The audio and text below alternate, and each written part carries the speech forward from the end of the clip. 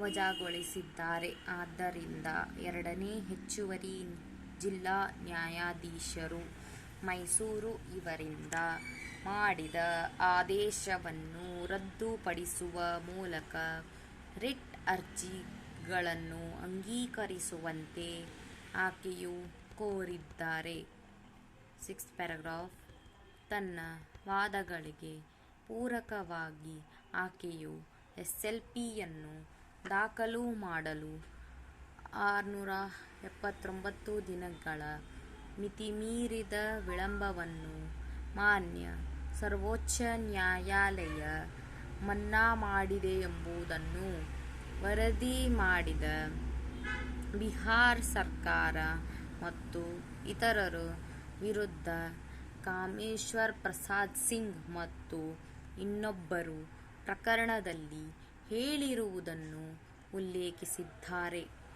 ಸಮಯದೊಳಗೆ ನ್ಯಾಯಾಲಯ ಶುಲ್ಕವನ್ನು ಸಂದಾಯ ಮಾಡದೇ ಇರುವ ಮಿತಿಮೀರಿದ ವಿಳಂಬವನ್ನು ಮನ್ನಾ ಮಾಡಿದ ಮಾನ್ಯ ಸರ್ವೋಚ್ಚ ನ್ಯಾಯಾಲಯದ ಮನೋಹರನ್ ವಿರುದ್ಧ ಶಿವರಾಜನ್ ಮತ್ತು ಇತರರು ಪ್ರಕರಣವನ್ನು ಸಹ ಆಕೆಯು ಅವಲಂಬಿಸಿದ್ದಾಳೆ.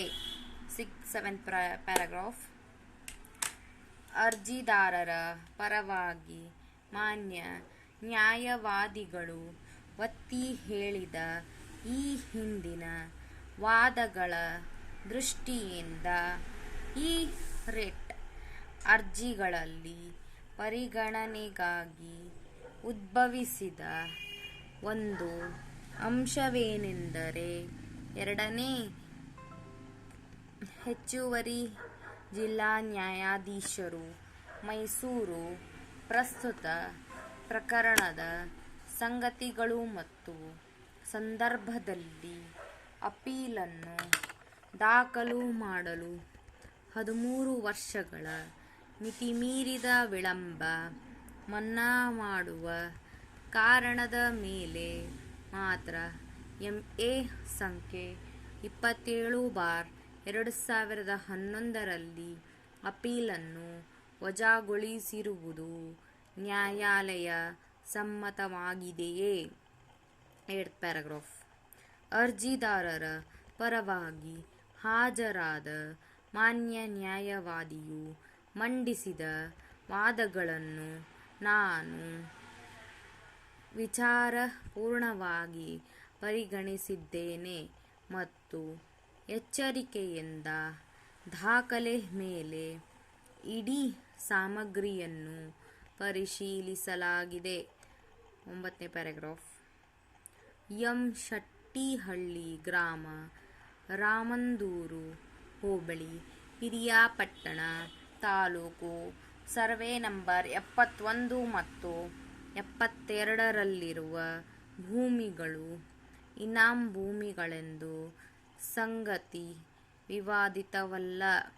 ಕರ್ನಾಟಕ ಗ್ರಾಮ ಕಚೇರಿಗಳ ರದ್ದಿತಿ ಅಧಿನಿಯಮ 1961ರ ಉಪಬಂಧಗಳ ಅಡಿಯಲ್ಲಿ ಒಳಗೊಂಡಿರುವುದನ್ನು ವಿವರವಾದ ವಿಚಾರಣೆ ನಡೆಸಿದ ತರುವಾಯ ತಹಶೀಲ್ದಾರರು ದಿನಾಂಕ 28/6/1999ರ ಆದೇಶದ ಮೂಲಕ ಸದರಿ ಭೂಮಿಗಳ ಸಂಬಂಧ ಅಧಿಭೋಗದಲ್ಲಿರುವವರ ಪ್ರಕಾರ ಜಂಟಿಯಾಗಿ ಪ್ರಸ್ತುತ ಅರ್ಜಿದಾರರು ಸೇರಿದಂತೆ 1ರಿಂದ 17ರವರೆಗಿನ ಪ್ರತ್ಯರ್ಜಿದಾರರ ಹೆಸರಿನಲ್ಲಿ ಆ ಭೂಮಿಗಳನ್ನು ಮಂಜೂರು ಮಾಡಿದ್ದಾರೆ.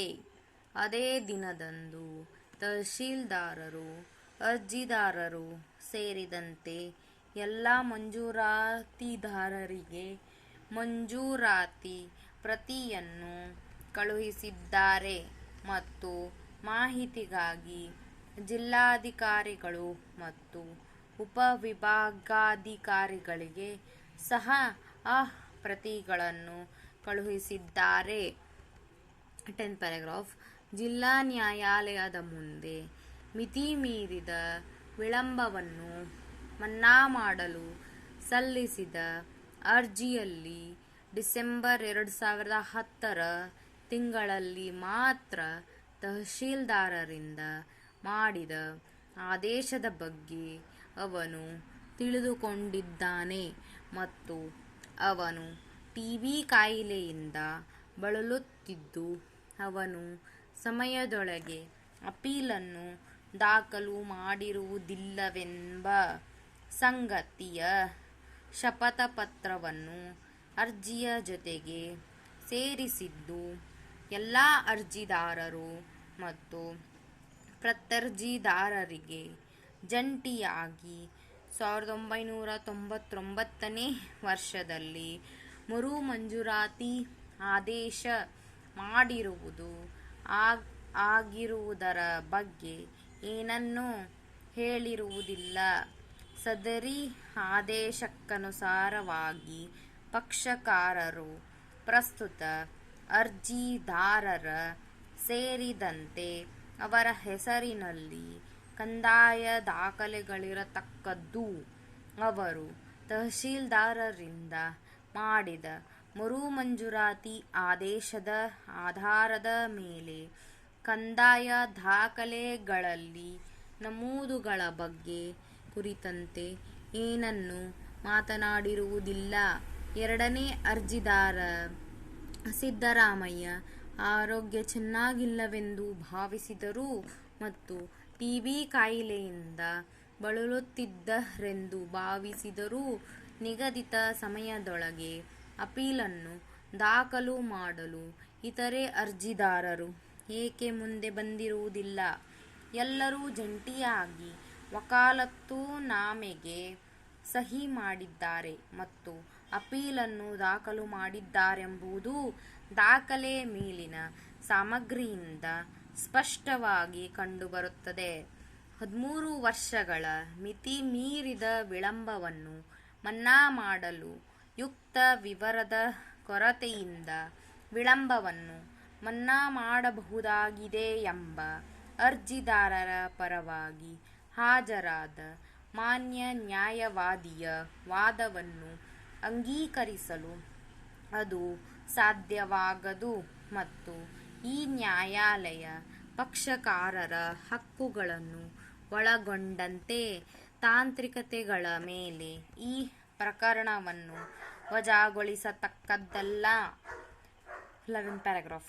ಪ್ರತ್ಯರ್ಜಿದಾರರು ಜಿಲ್ಲಾ ನ್ಯಾಯಾಲಯದ ಮುಂದೆ ಅಪೇಕ್ಷಣೆಗಳನ್ನು ದಾಖಲು ಮಾಡಿದ್ದಾರೆ ಮತ್ತು ತಹಶೀಲ್ದಾರರು ಸರ್ಕಾರವು ದಿನಾಂಕ 4/1/1997ರ ಮೂಲಕ ಹೊರಡಿಸಲಾದ ಸುತ್ತೋಲೆಯನ್ನು ಪರಿಗಣಿಸಿದ ತರುವಾಯ ಜಿಲ್ಲಾಧಿಕಾರಿಗಳಿಂದ ವರದಿ ಪಡೆದುಕೊಂಡಿದ್ದಾರೆ ಮತ್ತು ಉಪವಿಭಾಗಾಧಿಕಾರಿಗಳಿಂದ ಸಹ ಅನುಮತಿ ಪಡೆದುಕೊಂಡಿದ್ದಾರೆ ಹಾಗೂ ದಿನಾಂಕ 28/6/1996ರ ಆದೇಶದ ಮೂಲಕ ದೇವಯ್ಯ, ಪುಟ್ಟಯ್ಯ, ಸಿದ್ದಯ್ಯ ಮತ್ತು ಬಿಲ್ಲಯ್ಯರ ಮಕ್ಕಳ ಹೆಸರಿನಲ್ಲಿ ಪ್ರಶ್ನಿತ ಭೂಮಿಗಳನ್ನು ಮರುಮಂಜೂರು ಮಾಡಿದ್ದಾರೆ ಮತ್ತು ಪಕ್ಷಕಾರರು ಸರ್ಕಾರಕ್ಕೆ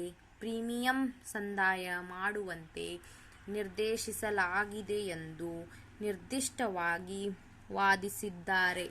ಅದಕ್ಕನುಸಾರವಾಗಿ ವ್ಯವಹರಣೆ ಪಕ್ಷಕಾರರು ಪ್ರೀಮಿಯಂ ಸಂದಾಯ ಮಾಡಿದ್ದಾರೆ ಮತ್ತು ಅದಕ್ಕನುಸಾರವಾಗಿ ಖಾತಾ ನೋಂದಣಿ ಮಾಡಲಾಗಿದೆ.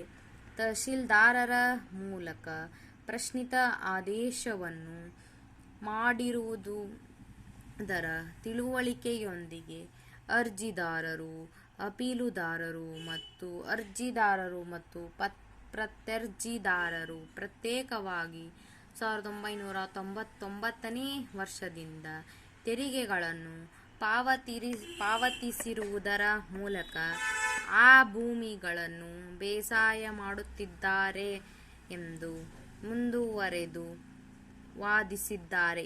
ಹಾಗೆಯೇ ಅವರು ತಹಶೀಲ್ದಾರರಿಂದ ಮಾಡಿದ ಆದೇಶಗಳ ಬಗ್ಗೆ ತಿಳಿದಿರುವುದಿಲ್ಲವೆಂಬುದು ಸಮರ್ಥನೀಯವಲ್ಲದ ವಾದವಾಗಿದೆ.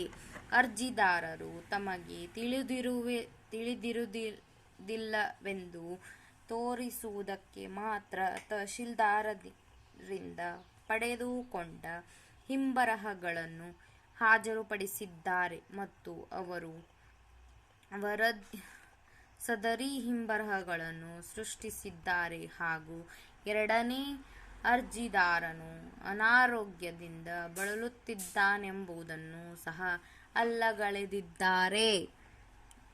ದಾಖಲೆಗಳ ಮೇಲಿನ ಇಡೀ ಸಾಮಗ್ರಿಯನ್ನು ಪರಿಗಣಿಸಿ ಮಾನ್ಯ ಎರಡನೇ ಹೆಚ್ಚುವರಿ ಜಿಲ್ಲಾ ನ್ಯಾಯಾಧೀಶರು ಮೈಸೂರು ಅಪೀಲುದಾರರ ಪ್ರಕಾರ ಎರಡನೇ ಅರ್ಜಿದಾರನು ಟಿಬಿ ಕಾಯಿಲೆಯಿಂದ ಬಳಲುತ್ತಿದ್ದನು. ಹಾಗೆಯೇ ಅವನು ಸಕಾಲದಲ್ಲಿ ನ್ಯಾಯಾಲಯವನ್ನು ಸಮೀಪಿಸಿಲ್ಲವೆಂದು ಅಭಿಪ್ರಾಯಪಟ್ಟಿದ್ದಾರೆ.